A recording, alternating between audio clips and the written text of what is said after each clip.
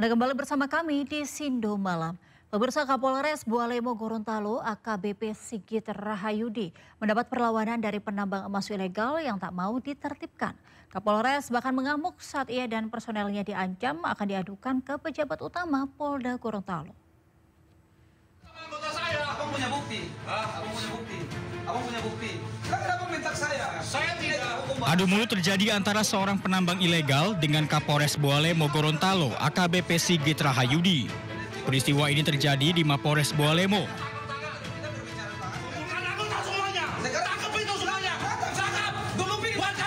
Kapolres tampak marah dan meminta personilnya menangkap semua pelaku penambang emas ilegal. Diketahui Martin Basahur merupakan bos atau pelaku usaha tambang ilegal yang tak mau ditertibkan. Yosir beralasan tak ada surat perintah diperlihatkan saat menertibkan aktivitas pertambangan. Saya terjangkau semuanya. Silakan tidak ada saya mengukur kamu. Saya cuma kasih tahu. Jangan mengancam anggota saya. Ia bahkan mengancam akan mengadukan Kapolres dan personilnya ke pejabat utama Polda Gorontalo yang dikenalnya. Kondisi ini membuat Kapolres Sigit semakin emosi. Dengan tegas ia tak takut dengan ancaman dari pelaku tambang liar. Saya menyampaikan kepada Pak Martin dengan suara tinggi, jangan kamu mengancam-ancam anggota saya. Jangan kamu membawa-bawa nama-nama Polda untuk menakut-nakuti anggota saya. Kenapa? Karena anggota saya di sana itu bekerja atas perintah saya. Surat perintahnya ada, ditandatangani dan semuanya lengkap. Dan itu hanya upaya untuk melakukan tindakan preventif, menghimbau dan juga melarang untuk melakukan pertambangan ilegal di sana. Penertiban dilakukan menyusul laporan masyarakat yang resah adanya alat berat berupa ekskavator di lokasi pertambangan. Dikhawatirkan aktivitas penambang dapat mencemarkan sungai hingga potensi resiko banjir. Dari Kabupaten Bualemo, Gorontalo, Nur Faizila Hasan, iNews melaporkan. Viral di media sosial gerakan tagar Save Raja Ampat yang menyuarakan keresahan masyarakat terhadap dampak buruk aktivitas tambang nikel. Menteri Kebudayaan Fadlizon menyebut kegiatan penambangan berpotensi mengganggu situs bersejarah dan merusak ekosistem.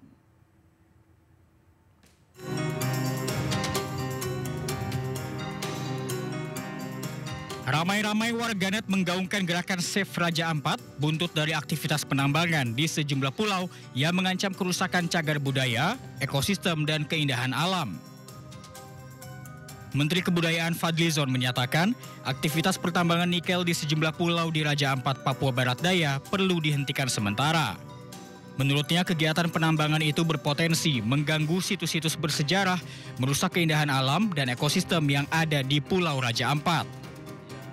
Lebih lanjut, Fadlizon mengaku akan berdiskusi dengan jajarannya untuk memantau situs-situs bersejarah di Raja Ampat yang berpotensi terancam akibat tambang nikel. Saya kira kita concern ya dengan apa yang terjadi di sana. Kita harapkan jangan ada satu penambangan yang bisa merusak keindahan alam dan juga ekosistem yang alam yang saya kira sangat indah di Raja Ampat. Ya, selain tentu saja juga situs yang menurut saya sangat baik gitu. Ini yang mungkin nanti harus dibicarakan bagaimana investasi dan kegiatan-kegiatan penambangan itu jangan sampai mengganggu situs-situs bersejarah, termasuk situs yang merupakan ekosistem alaman yang sudah baik terjaga selama ini. Sementara itu, Menteri SDM Bahlil Lahadalia menyampaikan dirinya berencana meninjau lokasi tambang nikel Raja Ampat usai izin usaha pertambangan yang dihentikan sementara. Jadi insya Allah doakan saja, saya kebetulan ada rencana mau kunjungi wilayah Papua Barat Daya dan Papua Barat, mau kunjungi sumur-sumur minyak di Sorong, di Fakfak sama BP di Bentuni. Nah mungkin saya lihat celah-celah waktu saya di situ, saya akan mencoba karena ini masih dalam suasana hikmah. Sebelumnya perusakan lingkungan di Raja Ampat viral di media sosial usai aksi protes aktivitas pertambangan nikel di Raja Ampat disuarakan oleh aktivis Greenpeace Indonesia. Tim Liputan, iNews melaporkan. Pemirsa, operasi kedisiplinan atau razia penerapan jam malam bagi para pelajar di Kota Depok terus dilakukan oleh petugas gabungan. Sementara itu di Bekasi, Jawa Barat, petugas gabungan melakukan razia di 5 titik di kecamatan di Bekasi Barat. Adapun titik keramaian para remaja pelajar adalah di lokasi penyewaan warung internet dan tempat penyewaan game online.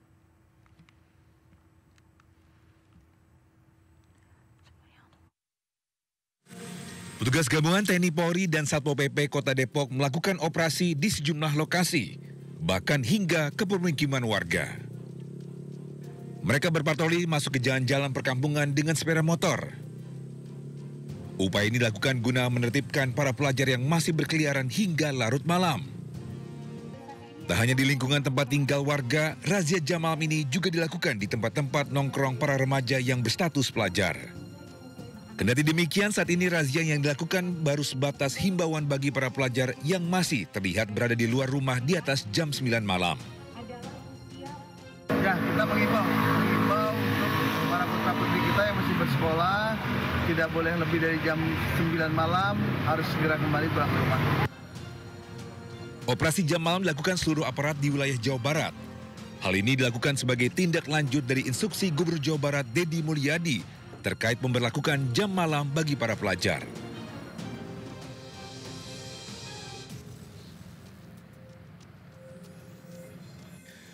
Sementara itu, petugas gabungan dari unsur 3 pilar wilayah Kecamatan Bekasi Barat, Kota Bekasi, Kamis malam langsung mendatangi sejumlah lokasi tempat berkumpulnya para remaja atau pelajar yang masih keluyuran pada jam 9 malam. Petugas gabungan melakukan razia di 5 titik di Kecamatan Bekasi Barat. Adapun titik keramaian atau tempat nongkrong para remaja pelajar adalah di lokasi penyewaan warung internet dan tempat penyewaan game online dan PlayStation.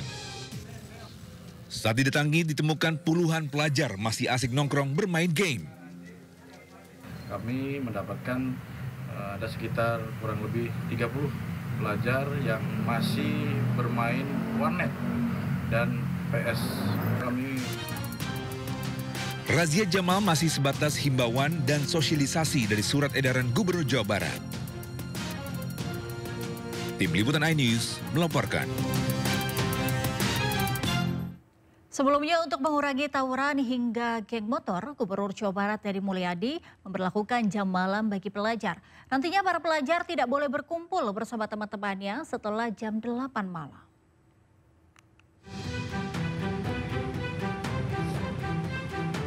Perilaku pelajar yang mudah terprovokasi kerap melakukan tindakan kriminal.